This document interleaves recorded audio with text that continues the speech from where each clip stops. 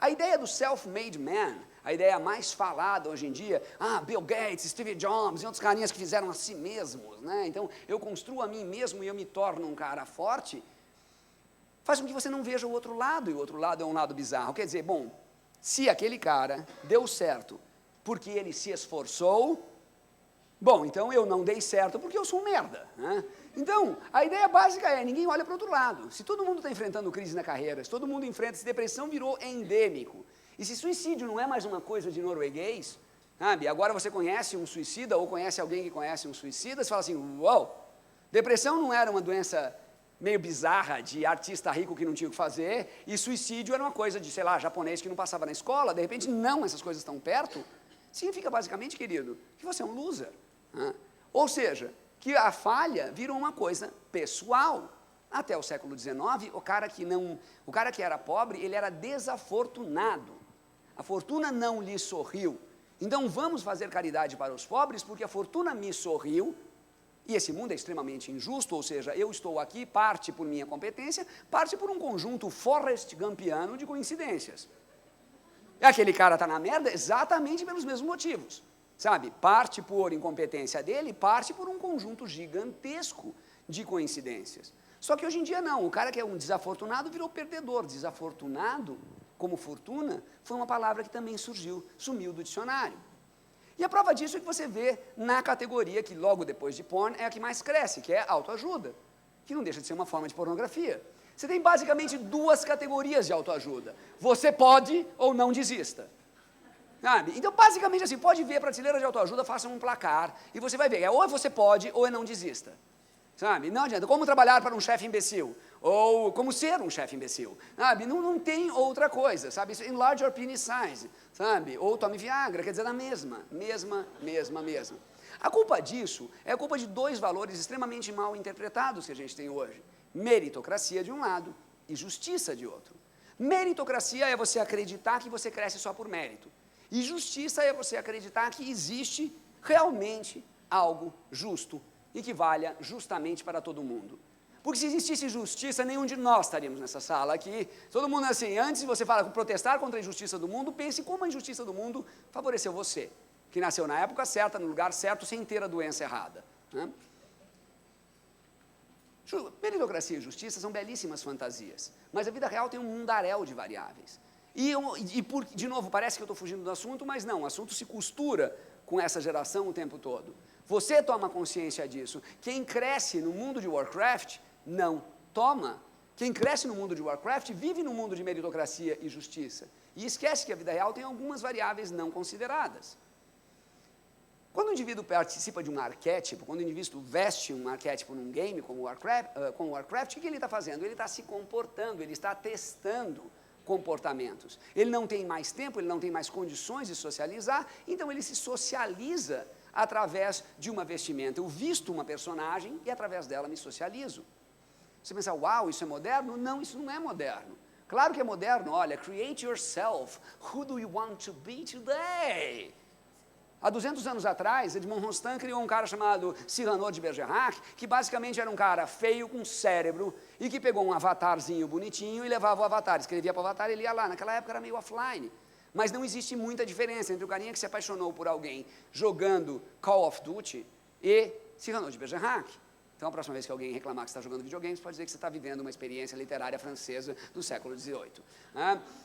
Em outras palavras, aquilo que foi o grande barulho, o grande fracasso de 2007, o tal do Second Life, né? 2007 foi o ano do Second Life, em janeiro ninguém lembrava o que era, em junho, se você não estivesse nele, você estaria morto, em agosto, se você continuasse nele, você estaria morto. Então, assim, foi aquele... Second Life, na verdade, não é um produto ruim, é uma bolha como a bolha de .com. Por quê? Porque olha esses dadozinhos, são um pouquinho desatualizados, mas ainda estão valendo. Isso aqui é o número de pessoas que têm contas cumulativas, ou seja, mais do que uma conta em mundinho virtual. Perceba que cresce furiosamente dos 8 aos 9, cresce furiosamente dos 14 aos 15 e depois continua crescendo. E o que acontece aqui? Dos 8 aos 9 eu tenho domínio da linguagem. E ao ter domínio da linguagem, eu sou completamente independente, não dependo mais dos meus pais, posso socializar, então consigo socializar.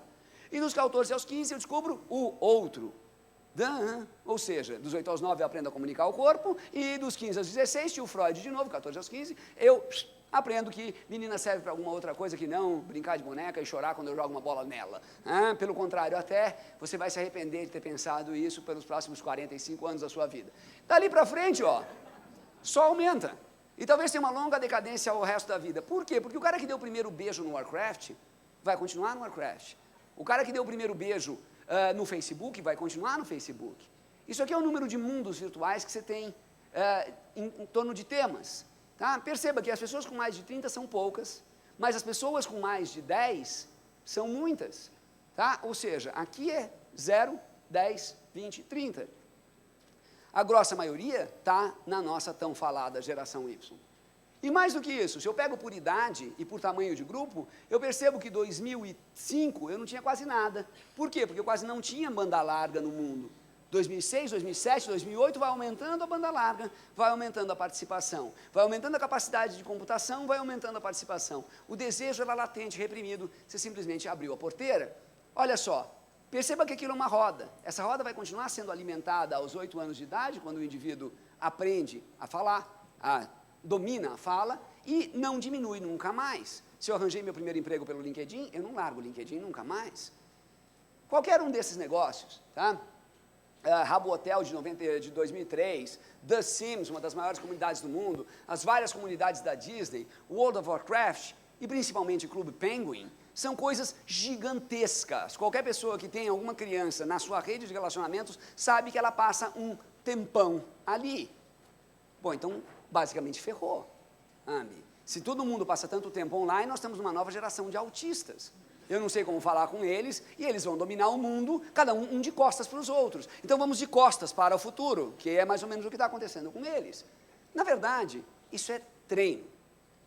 E o que tudo isso tem a ver com geração Y é que o mundo para eles, offline, online, é mais ou menos a mesma coisa. Ver o mundo da janelinha do avião ou do Google Earth é a mesma coisa, e no Google Earth não tem nuvem. E que a nuvem é só o começo. A tal nuvem, né, do Google é só o começo. Que daqui a pouco, quando o cara fala assim, quando você fala, falei com minha prima ontem, o que quer dizer falei? Falei pelo telefone, falei pelo celular, falei por SMS, falei por MSN, falei pelo Facebook, falei pelo Twitter, falei por e-mail, ou falei ao vivo, que coisa arcaica, cheia de cuspe. As pessoas colocam conteúdo online porque conteúdo é identidade. Por que tanta gente põe tanto conteúdo online? Porque pondo conteúdo eu existo. Sabe? Do mesmo jeito que nos anos 90, visto, logo existo, hoje é upload para o Facebook, logo existo. Sabe? E a participação só vai aumentar. Tanto que a baleia de erro do Twitter é comemorada dos jeitos mais bizarros do mundo, até este. Então, no fundo, internet, já indo para o final, não é evolução, ela é retomada. Boa parte das vezes, o que é a internet? É um grande espelho daquilo que está acontecendo naturalmente na sociedade. Se eu quero lançar qualquer tipo de produto pensando em internet, eu tenho que pensar como eu faria se ela não existisse. A Amazon é igual a uma livrariazinha de bairro, só que grande.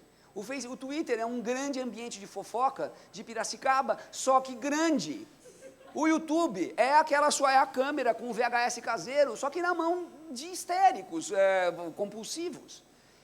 Esses caras compartilham porque compartilhar é o único jeito de eu estabelecer contato com o outro, o único jeito de eu manifestar minha identidade, e o único jeito de eu construir um patrimônio. Meu patrimônio está em cima daquilo que eu contribuo.